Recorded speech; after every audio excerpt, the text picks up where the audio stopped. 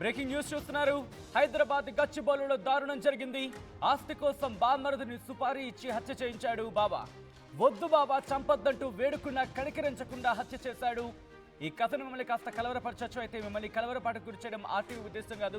కానీ ఇటువంటి కథనాలు చూసినప్పుడు కాస్త కలవరపాటుకు గురే అవకాశం ఉంటుంది. కాబట్టి దీనికి సంబంధించి తగిన జాగ్రత్తలు తీసుకోమని చెప్పి ఆర్టీవీ సూచించడం జరుగుతోంది. బయట ప్రపంచంలో ఏం జరుగుతుందో మీకు చూపించి తద్వారా మీకు అవగాహన కల్పించడం, మిమ్మల్ని అప్రమత్తం చేయడంలో భాగంగానే కథనం చూపించడం జరుగుతుంది తప్ప మిమ్మల్ని కలవరపాటుకు గురి చేసే ఉద్దేశం ఆర్టీవీకి లేదు, ఉండదు. ఉద్యోగం రావడం లేదని మనస్తాపంతో బలవన్ మరణానికి పాల్పడినట్లుగా చిత్రీకరించే ప్రయత్నం చేశాడు. ఆలస్యంగా వెలుగులోకి వచ్చింది ఈ ఘటన. గచ్చిబౌలిలో ఓ ప్రైవేట్ హాస్టల్ నిర్వహిస్తున్న నెల్లూరు జిల్లాకు చెందిన శ్రీకాంత్ అదే హాస్టల్లో ఉంటూ జాబ్ కోసం వెతుకుతున్నాడు. శ్రీకాంత్ బామర్ది యశ్వంత్ పందేలు వేసి అప్పుల ఊబిలో చిక్కుకున్నాడు. శ్రీకాంత్ బామర్ది యశ్వంత్ ఆస్తిపై కన్నేశాడు బావ శ్రీకాంత్. సుపారీ ఇచ్చి హత్య చేయించాడు శ్రీకాంత్. అనంతరం నెల్లూరు జిల్లా కావలలో మృతదేహాన్ని ఖననం చేశాడు. యశ్వంత్ మృతిపై తల్లిదండ్రులకు అనుమానం కలిగింది. హైదరాబాద్ వచ్చి హాస్టల్ దగ్గర సీసీ ఫుటేజ్ని పరిశీలించాలనుకున్నారు తల్లిదండ్రులు. సీసీ ఫుటేజ్ అప్పటికే డిలీట్ అయినట్లు గుర్తించారు. యశ్వంత్ మృతిపై పోలీసులకు తండ్రి ఫిర్యాదు చేశారు. ఇక్కడ అనుమానం వచ్చి పోలీసుల విచారణలో బామర్దిని హత్య చేసినట్లు ఒప్పుకున్నాడు బావ శ్రీకాంత్ అరెస్ట్ అవ్వడం జరిగింది. సుపారీ తీసుకున్న ఇద్దరు కూడా పరారీలో ఉన్నట్టుగా తెలుస్తోంది. బ్రేకింగ్ న్యూస్ చూస్తున్నారు. హైదరాబాద్ గచ్చిబౌలిలో దారుణం జరిగింది. ఆస్తి కోసం బామర్దిని హత్య చేశాడు. సుపారీ ఇచ్చి హత్య చేయించాడు బావ. అప్డేట్స్ అందించేందుకు మా ప్రతినిధి పెట్రీషియా ఫోన్ లైన్లో సిద్ధంగా ఉన్నారు. పెట్రీషియా, అసలు ఇంతకీ ఏం జరిగింది? ఎక్కడ వీళ్ళిద్దరి మధ్య అంటే ఏమైనా గతంలో తగాదాలు ఉన్నాయా? సచిన్, గచ్చిబౌలిలో దారుణం చోటు చేసుకుంది.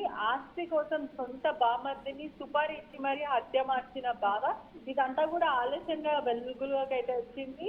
ఏదైతే ఆలస్యంగా వెలుగులోకి వచ్చిందని పూర్తిగా తెలుస్తుంది. ఒకవైపు కూడా ఈ నెల 1వ తారీఖు ఘటన చోటు చేసుకుంది. ఉద్యోగం రాలేదు అంటూ తీవ్రమైన మనస్తాపానికి గురయ్యి ఆత్మహత్య చేసుకున్నాడు అంటూ చిత్రీకరించే ప్రయత్నం అయితే చేశారు నిందితుడు. బాడీని కూడా తగలబెట్టి అంటే ఆ కార్యక్రమాలన్నీ పూర్తిగా ఫినిష్ చేశారు. ఒకవైపు కుటుంబ సభ్యులకి సొంత తండ్రికి అనుమానం రావడంతో వెంటనే వాళ్ళందరూ కూడా పోలీసులకి కంప్లైంట్ చేయడం అయితే జరిగింది. పూర్తిగా కూడా ఇదంతా కూడా డబ్బు కోసమే జరిగింది. ఏదైతే బావ ఉన్నాడో సొంత బామర్దిని అతి దారుణంగా హతమార్చాడు. మొత్తం మీద కూడా డబ్బుల కోసం అంటే పూర్తిగా ఎవరైతే బావ ఉన్నాడో అతనికి ఫినాన్షియల్ ప్రాబ్లమ్స్ ఉండడం వల్ల బామర్ది ఆస్తికి కన్ను పడ్డదని కూడా పూర్తిగా అయితే తెలుస్తుంది. మొత్తం మీద కూడా ఆత్మహత్య చేసుకుని చిత్రీకరించే ప్రయత్నం చేశారు. కుటుంబ సభ్యులకు అయితే వెంటనే అనుమానం వచ్చింది. అనుమానం రావడంతోనే గచ్చిబౌలి పోలీస్ స్టేషన్ కి ఫిర్యాదు ఇవ్వడం అయితే జరిగింది. ఏదైతే గచ్చిబౌలిలో ఉన్న ఒక బాలాజీ గర్ల్స్ హాస్టల్ నడిపిస్తూ ఉంటాడు బాబా శ్రీకాంత్ అని కూడా పూర్తిగా తెలుస్తుంది.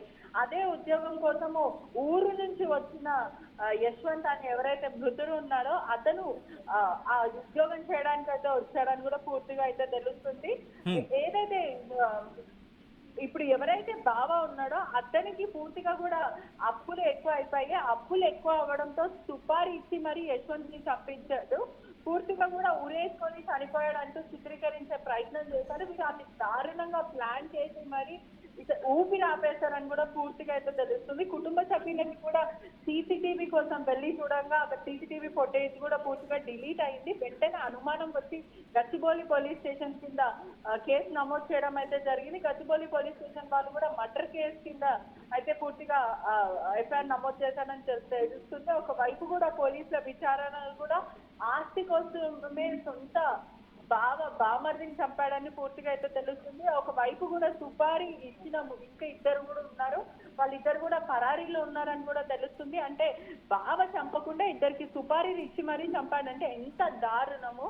సొంత రిలేషన్షిప్ అయినప్పటికీ కుటుంబ సభ్యులన్న కనికరం లేకుండా కేవలం డబ్బు కోసం ఒక ఫినాన్షియల్ వాళ్ళ ఓన్ బెనిఫిట్స్ కోసం చంపడం అనేది చాలా దారుణమైన విషయము. ఎంత కుటుంబ సభ్యులు అయినప్పటికీ కూడా కేవలం ఫినాన్షియల్ ప్రాబ్లం ఉంటే అది ఇంకా కష్టపడో లేకపోతే ఇంకా దారులు ఉంటాయి. కానీ ఇతను తొక్కింది మాత్రం ఖచ్చితంగా అడ్డదారితే. చంపొద్దు అని వేడుకున్నప్పటికీ కూడా సుపారికి గ్యాంగ్ కి కొంత లక్షల వరకు డబ్బులు ఇచ్చి అతి దారుణంగా చంపి ఆ తర్వాత ఉరేసుకుంటూ అంటూ కుటుంబ సభ్యులు ఆల్రెడీ నెల్లూరు వాసులు అని తెలుస్తుంది.